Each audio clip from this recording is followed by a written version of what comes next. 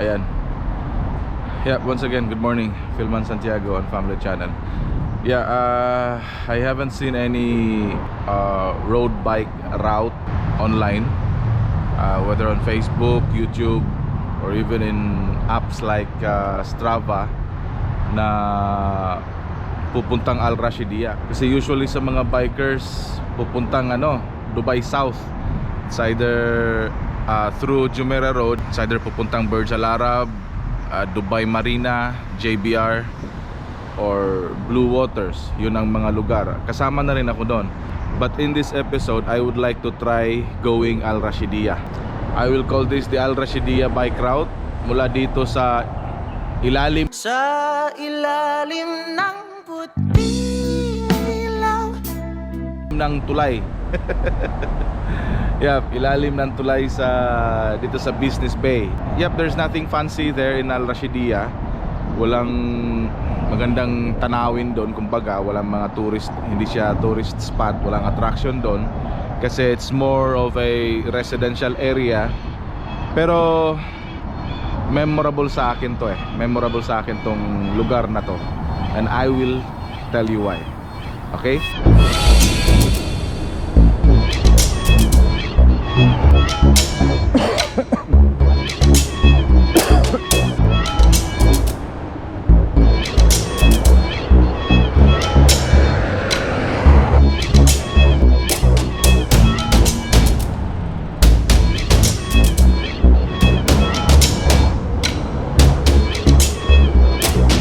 There goes our favorite Radyo Omelette. They're closed yet. We are now in Business Executive Towers here in Business Bay. Morning, boss. Tahimik pa, tulog pa yung mga tao.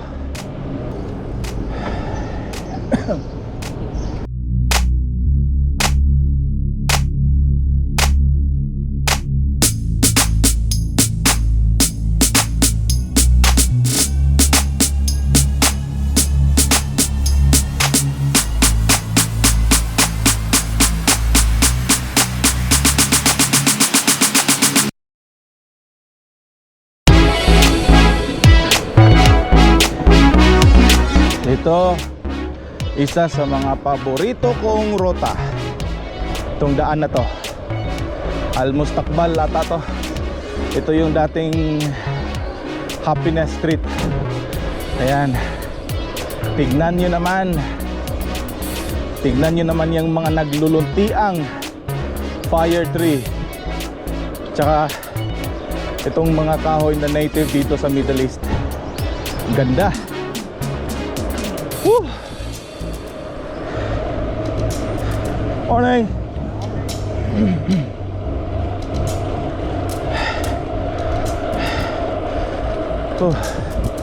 Uy, may mga peacocks. Hello.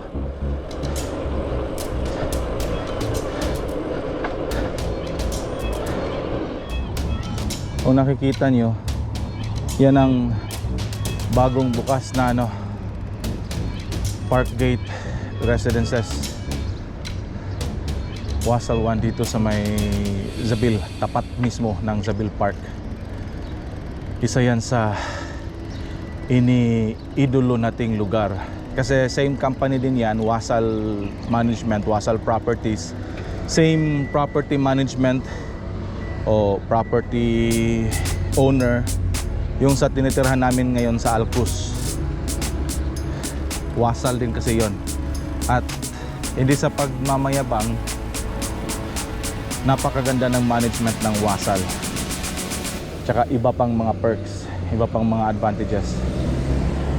Kaya malay mo, pwede naman nating i-attract yan. Itong GoPro nga, nakuha nga natin, ina-attract natin yung GoPro, nakuha natin. Alright, so continue tayo. Malapit na tayo sa Al Karama. Tapos hinto tayo saglit sa may clock tower. Yan si Kabayan. Sir. Morning.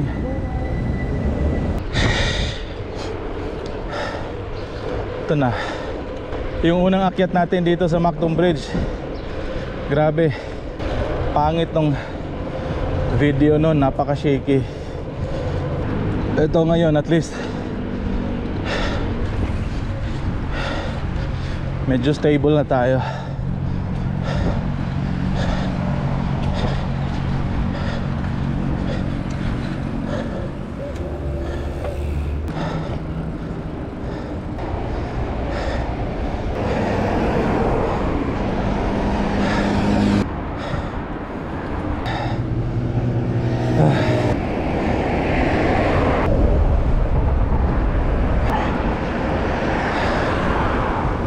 Dito na tayo sa Clock Tower.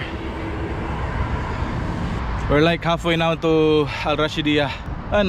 Naalala ko noon, lulan ako ng Cathay Pacific. Nakapatay na lahat ng ilaw sa loob ng eroplano. Tapos dahan-dahan na itong bumababa. Tinutumbok na yung runway ng Dubai International Airport. Sobrang sarap ng pakiramdam noon. Tapos sinabayan pa ng magandang music, jazz music ata yun sa eroplano. Tapos kita ko yung buong Dubai na napakaliwanag. Hindi ko po yun inaasahan kasi syempre first timer, I didn't know that Dubai was like this. So yun, at excited na rin ako kasi syempre excited na rin akong makita yung ex-girlfriend ko. Naghihintay kasi siya sa airport. Kaya yun.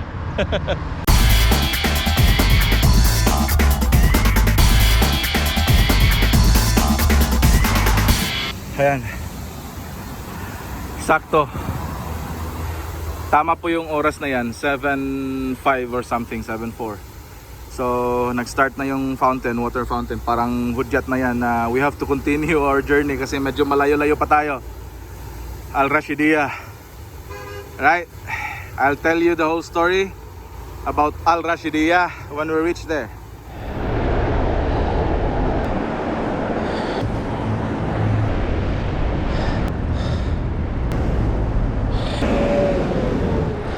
So pag marating nyo na tong dun sa may bandang airport parking, ako hindi ko diniretso yung main road kasi natatakot ako. So ito yun, itong gilid, itong sa baba ko, itong kaliwa, ito yung papuntang Terminal 3. So imbis kayo pababa, ito yung kuhanin yung maliit na daan na to. Nasa kanan ko yung Premier Inn Hotel tsaka Holiday Express. Tapos rekta na to ng Emirates Group Headquarters.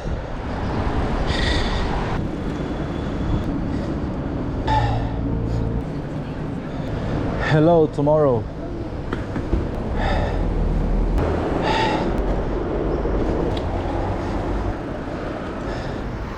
So just to update you, we are now in Emirates Group Headquarters.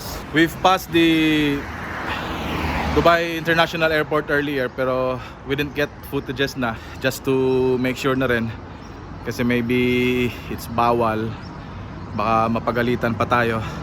So yeah, this is the Emirates Group Headquarters. This was previously located in Dera. May malaking building doon. And we will just cross this bridge. Ito. Tapos dun sa part na yon, ito pala, this is still part of Garud, Al Garud. Then when we cross there, that part there, that will be yan, Umramul na yan dyan, Umramul. And then next is Al Rashidiyah, which is our target destination. So we will just find that foot or bike bridge in that area bago tayo makatawid. Tapos Al Rashidiyah na. No, if you noticed, I didn't use usually the main roads. I took the pavements kasi para sa akin it's safer to take the pavements, especially that this area, most of the vehicles that are flying here, you know, they're not used to seeing bikers. So para hindi na rin sila magulat, it's better to take the pavements. Total, halos lahat ng mga pavements may mga naka-install ng ramps. So hindi na mahirap para sa atin akyat baba. Hindi. Halos lahat na ng pavements meron ng ramps. Kaya walang problema. Alright, so tawid na tayo dito. Yun, binasa natin yung rules dito sa mga metro stations. Malinaw doon na you are not allowed to ride your bike within the metro station. So kaya binibitbit lang natin at lakad lang tayo. Hindi po yan mahirap sundin. Ang dali lang po niyan. So ayan oh, ang lamig dito. So nare-refresh pa tayo kasi ang lamig, di ba? This is now the Umrah Mall area. Ano to, industrial. Usually may mga manufacturing companies. Ayun, may tindahan. Nakadaan ako ng 2 tindahan. So pag nagawi kayo dito, ito, pag nakakross na kayo ng Emirates Group headquarters na bridge, ito, tandaan nyo lang to, ilalim nitong riles na to, sa kanan may mga maliliit na grocery, so pwede kayong pag freshen up. Ako gustuhin ko sana pero kakayanin ko na lang para isahan na. Doon na ako titira sa Al Rashidiyah. And yes, we are now officially on the side of Al Rashidiyah. Yan, Al Rashidiyah na yan dyan. So andun yung airport. Yan, ito yung footbridge na hinahanap ko, connecting Umrah Mall tsaka Al Rashidiyah. Right, tandaan nyo yan sa mga gustong masubok din ang Al Rashidiyah. This is it. This is now the Al Rashidiyah. I miss this place. Ang tahimik. See? You can hear birds chirping. Tapos yan, may nagdidilig ng mga halaman. Ganda talaga ng Rashidiyah. If given the chance, the opportunity, I would go back to Rashidiyah. See this one here. Sa mga uninitiated, sa hindi po familiar sa Al Rashidiyah, ito yung Union Co-op. Ito yung pinakamalaking supermarket dito na laging pinupuntahan namin. So yan, sa harap syempre ng Union Co-op, may mga fast food restaurants dito, may KFC, mayroong Hardee's. Yan. So, may Seashell, sikat din yan. So, yeah. Roll natin yung kanta, sikat na kanta ni Madonna dati. This used to be my playground. This used to be my childhood dream.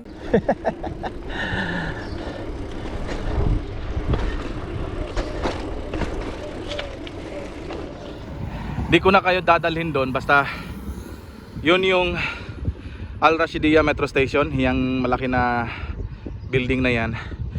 Pas tutumbukin mo yan, may parang semi-runabout or oblong about doon. Tapos may Bin-Eid restaurant doon. Doon banda, doon ako una nakatira. At saka yung ex-girlfriend ko, doon din sa lugar na yon. Kaya, punta muna tayo sa McDonald's kasi gutom na talaga ako. Tsaka yung init, ang sakit na. Dito sa bandang kakaliwa lang ako dito, andyan na yung Binsugat Center. So, yap, itong daan na yan, doon yung Union Co-op, tsaka yan. Merong KFC din dyan, so pwede kayong huminto dyan. Tapos doon, Bin-Eid Restaurant, maraming mga grocery stores doon. Pwede kayong makapag-refresh din doon. Bili ng mga malalamig na inumin, Gatorade, tsaka iba pa. Ayan McDonald's. Siyempre kung may Jollibee sana dito, edi nag-Jollibee din tayo. Deliveroo, where is Talabat? Sarado pa. 3 minutes na lang. So yun, balik tayo sa storya natin. Yun nga, unang dating ko pa lang dito sa Dubai, Al Rashidiyah na agad. From airport, sinundo ako ng ex-girlfriend ko. Tapos direkta na kami dito sa Al Rashidiyah. So, yung tinuturo ko kanina, after nung Al Rashidiyah Metro Station, doon sa unahan, doon kami nakatira. Yun yung first villa na tinirhan ko. Tapos tinirhan din ng ex-girlfriend ko kasama yung tiyahin niya. So, yun, medyo matagal-tagal din kami doon. Nakailang lipat din kami sa ibang areas. At syempre, marami kaming memories doon. Doon sa Binid Restaurant, yung may parang may complex doon, yung may commercial area doon. Doon kami bumibili sa mga pang-araw-araw na pangangailangan namin. So, yep, doon sa Al Rashidiyah Park, doon kami lagi nagpapawis. Naglalaro ng badminton kasama ng mga kaibigan din namin dati, mga kabayan. Naglalaro din kami doon ng table tennis using their concrete table. So, yep, napakaganda talaga ng memories namin sa Al Rashidiyah. Kaya nga, yun nga sabi ko sa inyo na napaka-memorable sa akin personally yung Al Rashidiyah na yan. Kaya naisipan kong puntahan ngayon at ginawa kong kaya natawag ko itong Al Rashidiyah Bike Route, MTB Bike Route. At sa inyo rin, kung gusto rin yung maiba, no? Kung gusto rin yung maiba, lagi na tayong pumupunta doon sa Dubai South.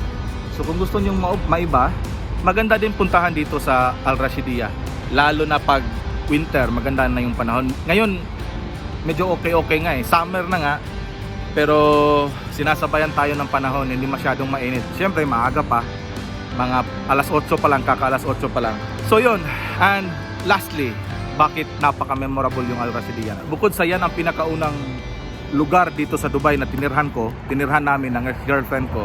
Siyempre, dyan din namin napag-desisyonan, dyan namin na magpakasal na kami. Yung ex-girlfriend ko, which is ngayon, asawa ko, di ba? Siyempre, Celeste. Ayan, makikita nyo sa screen. Yan si Commander. So, yeah, maraming mga pinagdaanan. Nakailang lipat na kami. Nakailang lipat kami sa Dubai. Nakailang lipat kami sa Al Satwa, sa Al Bada, doon banda. Tapos hanggang sa marating na kami ngayon sa pinagtitira namin sa Al Qusfor. Siguro mag-a-agree kayo, di ba? Kung bakit ko ito na consider na memorable place itong Al Rashidiyah. I think our timing is perfect. You know, we came at Bin Sugat exactly 7:57 in our clock, and McDonald's Bin Sugat opens at 8 in the morning. At least narating natin yung destination natin, 17.31 kilometers. So big breakfast tayo, mga kaibigan. Ayan na po, kumuha tayo ng malaking instant na kape. Paborito sana natin yung kape, pero lalo lang tayong papawisan yan. Kaya ayan, malaking peach iced tea, kailangan natin yan, fluids. Tsaka McMuffin, hash brown tsaka malamig na tubig. Yan, so kahit hindi nyo natanong,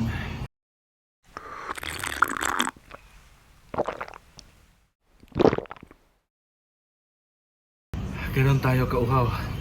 I see trees of green, red roses too, and I think to myself, what a wonderful world.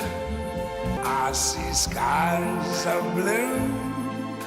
My commander's now looking for me. I'm almost there, Nai. Don't worry. Yeah, I told my wife I like this route because it has so many trees. Like this one, it helped me a lot. If not with these trees, most probably I am already using the illegal technique. Yung pinagbabawal na technique, yung mag-taxi.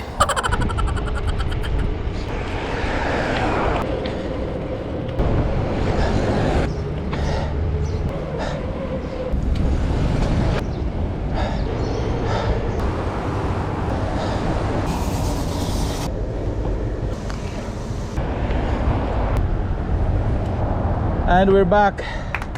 Woo.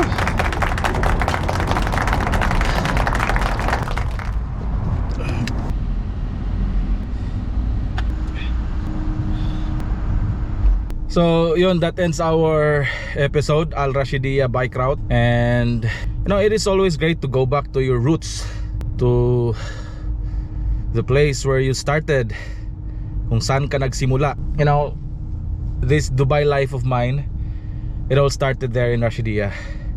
And so with my wife, my ex-girlfriend, now my wife. Yeah, so to all bikers, I hope you will find this enticing. I hope you will, if you want to try this route also. Yeah, it's okay, it's a good route. It's not short and it's not really that long. So all in all, 17 kilometers going there, so 34 something, 35 kilometers all in all. That's it for now. Thank you for watching. Don't forget to hit the like button and subscribe na rin. Daghang salamat. Bye bye.